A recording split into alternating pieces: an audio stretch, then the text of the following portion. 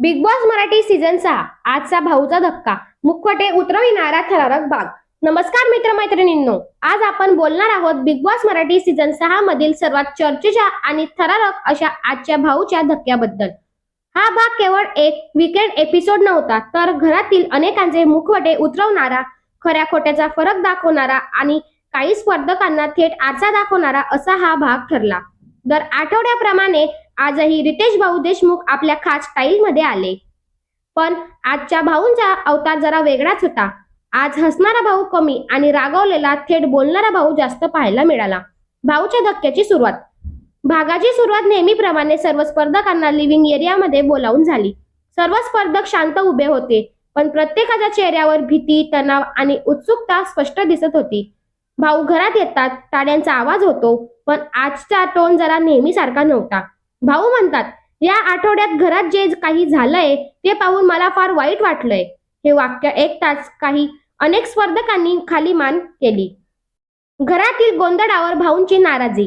भाऊंनी सर्वात आधी घरातील सततचा गोंधळ, आरडाओरडा, एकमेकांवर बोलणं, शिवीगाळ, दमदाटी या सगळ्यांवर नाराजी व्यक्त केली. ते स्पष्ट म्हणतात, बिग बॉसचं घर हे भांडण करण्यासाठी नाही, इथं स्वतःचं व्यक्तिमत्व दाखवण्यासाठी तुम्ही आला आहात. या आठवड्यात मुद्द्यांवर चर्चा कमी, नाट्य, आरडाओरडा, व्यक्तिगत आरोप जास्त झाल्याची त्यांनी ठणकावून सांगितले. तन्वी कोलते भाऊंचा पहिला मोठा निशाणा. आजच्या भाऊच्या धक्क्यामधील सर्वात चर्चेचा क्षण म्हणजे तन्वी कोलतेवर भाऊंचा राग. भाऊ थेट तिला विचारतात, तू जे वागते आहेस, तू जे बोलते आहेस ते योग्य आहे का? तन्वी स्वतःच स्पष्टीकरण द्यायचा प्रयत्न करते, पण भाऊ तिला लगेच थांबवतात. भाऊ स्पष्टपणे म्हणतात, तू बाजू मांडत नाहीस, तू समोरच्याला बोलूच देत नाहीस. संपूर्ण घरात शांतता पसरलेली होती.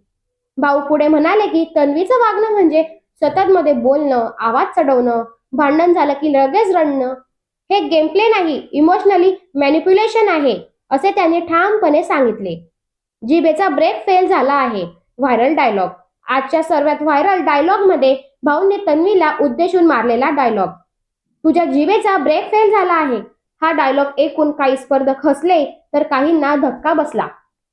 भाऊ म्हणाले, बोलणं ही कला आहे, पण सतत बोलणं हा दोष आहे. तन्वी भाऊक झाली, डोळ्यात पाणी आले, पण भाऊंनी स्पष्ट सांगितले, रडणे हा उपाय नाही. रुचिता जामदार, वाघीण ते नॉईस. यानंतर भाऊंचा मोर्चा वळला रुचिता जामदारकडे.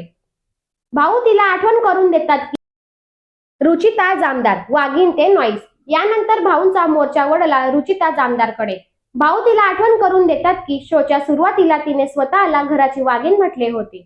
भाऊ म्हणाले, वाघीण आवाज करत नाही, ती शांत असते पण प्रभावी असते. यानंतर भाऊंचा मोठा आरोप, सध्या तू व्हॉइस नाहीस, तू नॉईस आहेस. हा क्षण रुचितासाठी खूप मोठा धक्का होता. भाऊंनी सांगितलं की प्रत्येक मुद्द्यावर उगाच उडी मारणं, दुसऱ्यांच्या भांडणात घुसणं, सतत आक्रमक वागणं हे प्रेक्षकांना चुकीचा संदेश देत आहेस. हे घर आहे, रस्त्याचा नाका नाही. आजच्या भागातील सर्वात कठोर पण आवश्यक इशारा. हे घर आहे, रस्त्याचा नाका नाही. या एका वाक्याने भाऊने दमदाटी, धमक्या आणि अंगावर जाणं यावर थेट बोट ठेवलं. भाऊनी स्पष्ट केलं की जर असं वागणं पुढे सुरू राहिलं तर बिग बॉस कठोर निर्णय घेईल. शांत राहणाऱ्यांनाही इशारा. भाऊंनी काही स्पर्धकांना नावं न घेता इशारे दिले. ते म्हणाले, शांत बसून फक्त तमाशा पाहणं हा खेळ नाही. हा इशारा त्यांच्यासाठी होता जे मुद्द्यावर बोलत नाहीत, फक्त ग्रुपमध्ये सुरक्षित राहतात. प्रेक्षकांना खरं व्यक्तिमत्व पाहायचं आहे, असं भाऊंनी सांगितलं. भावनिक क्षण. या सगळ्या रागाच्या वातावरणात काही भावनिक क्षणही आले. काही स्पर्धकांनी आपली चूक मान्य केली, काहींनी माफी मागितली, तर काहींनी स्वतःकडे पहिल्यांदाच गंभीरपणे पाहिलं. भाऊ म्हणाले, चूक मान्य करणं ही कमजोरी नाही, ही ताकद आहे. आजच्या भाऊच्या धक्क्याचा सारांश.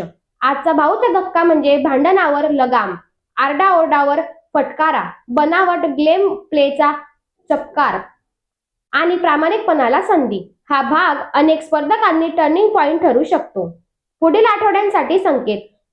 भाऊ शेवटी म्हणाले, आता खेळ बदलणार आहे. याचा अर्थ पुढील आठवड्यात नवीन भांडण, नवीन समीकरण